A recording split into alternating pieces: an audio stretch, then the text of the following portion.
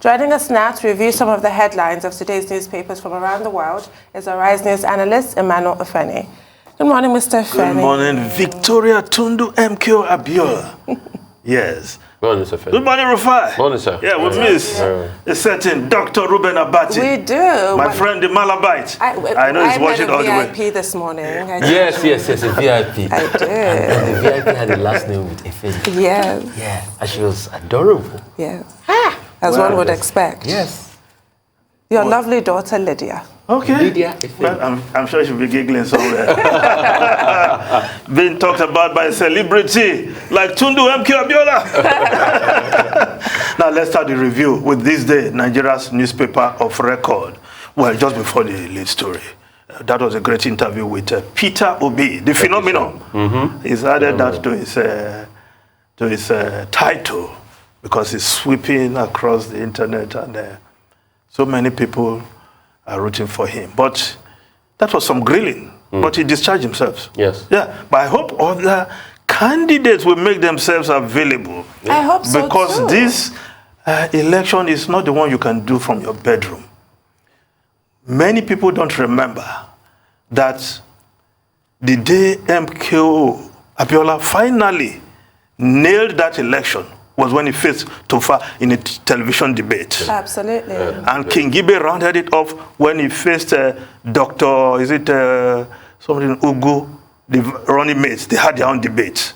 So no candidate in this election, 2023, will say, I don't want to talk, I don't want to be part of a debate.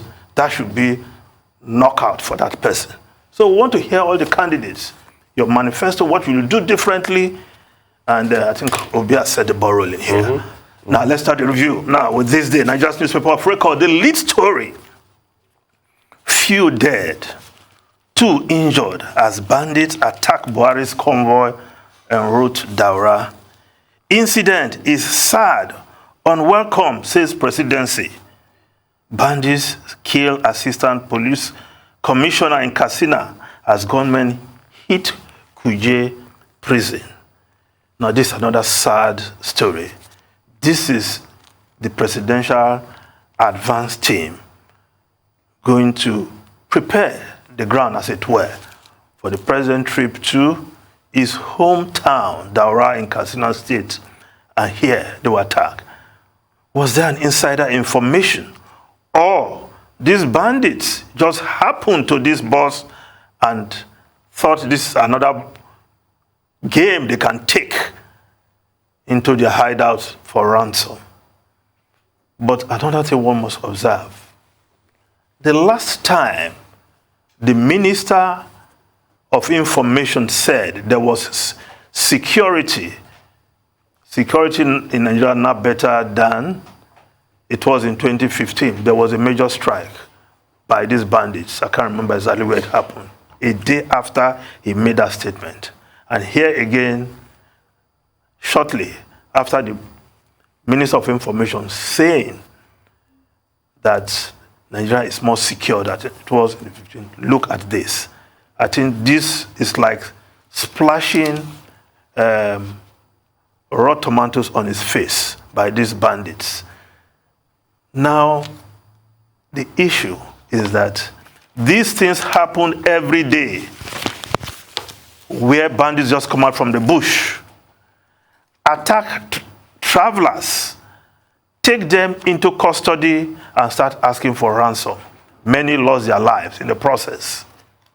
Now it happened to a team, the presidential advance team. And of course, the security operatives embedded in that group were able to fight back. But some persons died. Our hearts to the families. Our heart goes to the families of those who lost their lives, and those who were injured hope they will recover quickly.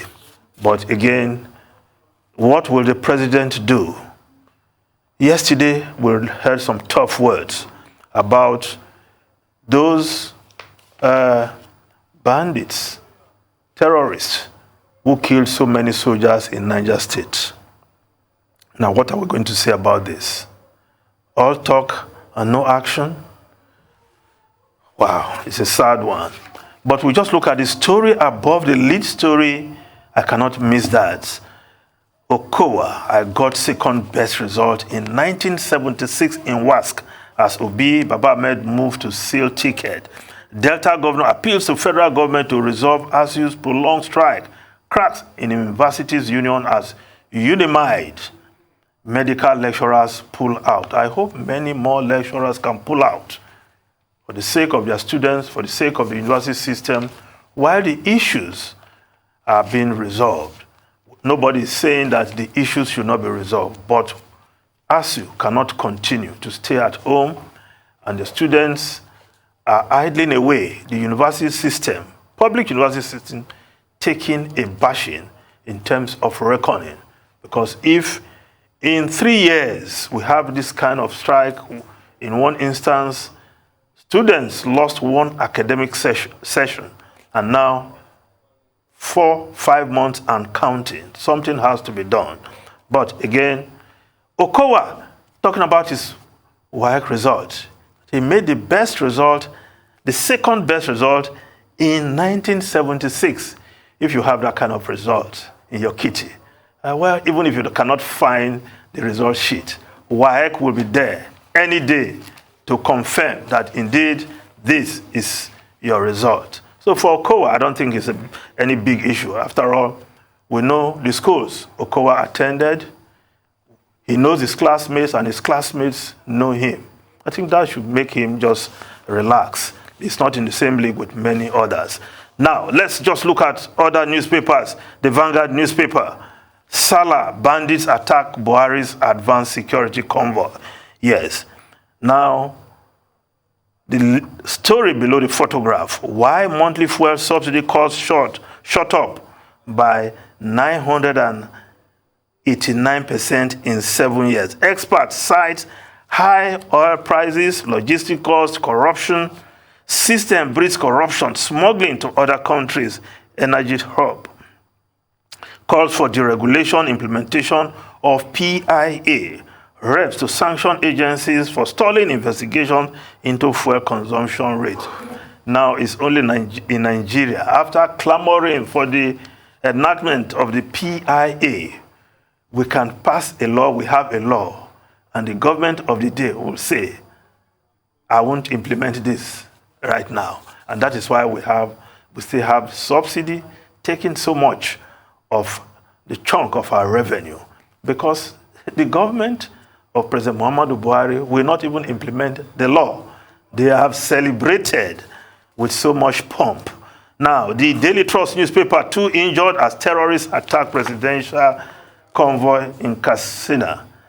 Now, the Guardian newspaper, PDP awaits Atiku Ayu to settle crisis. Okowa, PDP already mending fences, issues of my certificate politically motivated. We want to beg Wike, says PDP BOT member who met Rivers governor in Turkey. Drop Okowa as running mate. Lose Igbo votes or Haneze youths won Atiku. PDP. Yes, the Igbo youths, of course, Ohaneze congratulated Ifeanyi Okowa as one of their own. Does it mean they don't see Nyesom Wike as one of their own? Of course, we cannot forget that at one point, Nyesom Wike said, I am not an Igbo man. So, if Okowa is being welcomed by the Igbos, and Igbo youths are saying, if you drop him for any other body or any other person, or Wike for that matter, they will lose Igbo votes. Well, some of these statements are statements made by persons who don't even control anybody. So let's just move on. But it is what it is because it's making the front pages. Now, the Daily Independent newspaper, Wike backers soft pedal agree to work for Atiku's victory. Party charges Nigerians to vote APC out. Yes, Governor Nyesom Wike of Rivers State and his camp appear to have soft pedal on their stance following Atiku's vice presidential pick, which generated controversy. That's what the Daily Independent is reporting, but which is quite different from what the Nation is reporting. The Nation newspaper, Wike rejects one-on-one parley with Atiku over crisis. Rivers governors asked him to negotiate with presidential candidate. Well, if Wike will not meet with the PDP candidate, I don't know who he wants to meet with, but the nation is saying that Wike should meet with a team from his side.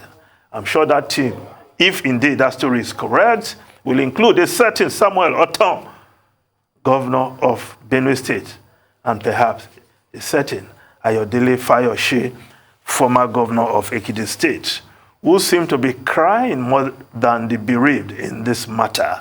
Now, the Punch newspaper, COVID-19 cases jumped by 67% in 2 weeks.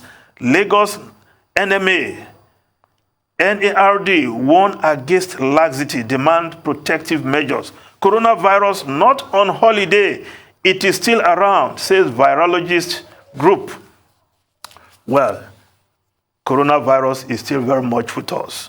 So everyone must continue to observe protocols. But the vaccines are available.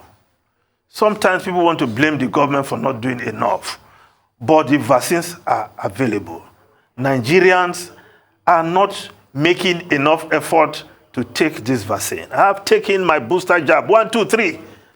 But when I discuss with some people and ask them, have you taken yours? He said, no, I'm not taking no. I said, I've taken mine, I'm cool. He said, that's you. Many people don't care. The vaccines are available. So we shouldn't blame government for not doing enough in this case because there is provision. In Ogun State, where I live, the government of Dakbo Abiodun has made this available. You go to any health center, you can easily get it. And sometimes they even move from community to community. They were in my community 2 weeks ago. And those who were at home, who had not taken, were convinced by some of us to go and take. And they did. So there must be more effort to ensure that more Nigerians go out there and take this vaccine. If there's shortage of vaccines, then we'll deal with that matter. But now we have vaccines lying at health centers, and they're looking for Nigerians to come forward. Look at the poor number of, the percentage of the population vaccinated so far. Not good enough. Now, the Daily Sun newspaper, vice presidential slot, APC, LP, and NPP, others step up consultations, intensify search to beat INEC deadline. Obi Kwankwanso talks collapse June 15, says Ume. Yes, Obi confirmed that. No more talks with Labour, between Labour Party and NNPP. Of course, they agreed on almost everything except one, which is the most crucial. Who will be the presidential candidate? I knew Peter Obi was not going to be a running mate to anybody after leaving the PDP to pursue his presidential ambition. In his words, to save the Nigerian situation. Now, New Telegraph newspaper, oil and gas industry under siege from multiple fronts.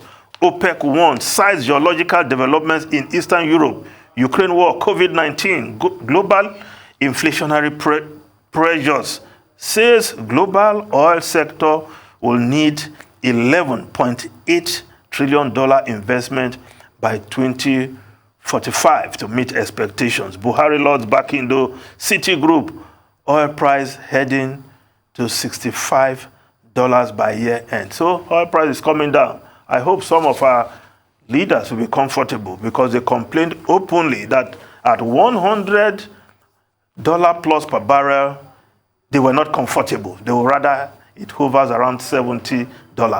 I've never heard that kind of postulation by leaders for a country that depends on oil. Wow. We hear all kinds of statements from our leaders. Now, back in though. Well, I watched him last night on Newsnight when President Buhari was honoring him and even asked the NNPC to organize a special reception for him. And by midnight, he passed away. Shocking. Well, my sympathy to the family of the now deceased OPEC Secretary General And, well, he did a good job while there. He was in charge. In turbulent times for the cartel, the oil cartel, OPEC, and of course, OPEC Plus. Now, if we look at the foreign newspapers quickly, the UK newspapers, of course, are reporting about Boris Johnson, his ministers quitting. The Times of London, Johnson on the brink. Prime Minister rocked as Chancellor and Health Secretary quit. Yes, Rishi Sunak and Sajid Javid both left the cabinet. The Daily Telegraph also reporting that story, the Daily Telegraph of UK.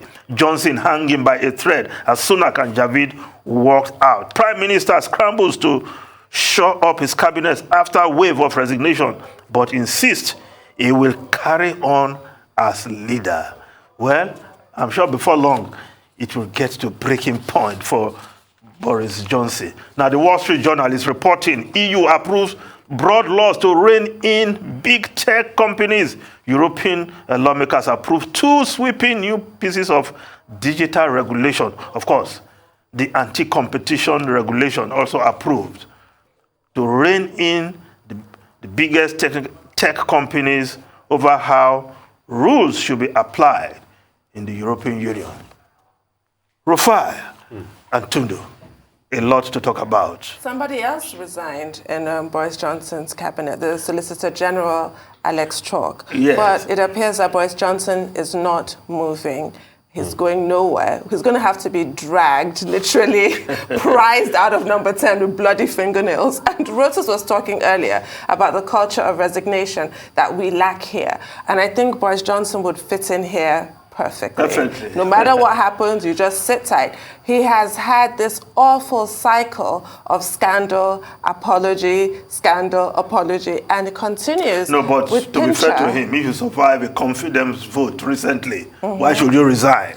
Because your ministers are losing confidence. You have your chancellor, no less. Appoint new ministers. And you have, yes, which is exactly what he's done. Because this is exactly what he's done. He won a confidence vote. So now they're trying to change the rules. How did he win it? So they're trying to change the rules now, the 1922 committee, so they can take him through another confidence vote and hopefully he loses. So the people clearly do not want you. Your backbenchers do not want you. Your backbenchers are worried that you've become electorally toxic and they're thinking about their own seats. Electoral liability. Exactly. Like Margaret Thatcher. And she was stubborn. You know, the whole that lady is not for turning, but she turned. She resigned. Boris Johnson, this is actually like watching a car crash. It's embarrassing. Like, what is it going to take for you to go? Yes. He's refusing to go. He's stubborn. The greased piglet. He's trying to wriggle out of this one as well. I think what we should do is let's interrogate that so-called confidence vote. He didn't win that confidence vote. When you look at the numbers, there was a confidence vote on Theresa May. There was a confidence vote on Margaret Thatcher. They did better as regards the numbers. Boris Johnson has the worst confidence vote record. The backbenchers don't want They him. don't want him. But he survived it. No. So what you call survival, what you call winning, was Pyrrhic victory. Yeah, Pyrrhic. So until he goes. He had the worst. We won't call it Pyrrhic victory until he goes down. Of a confidence vote, and which a lot of people think it's a precursor for him to him leaving.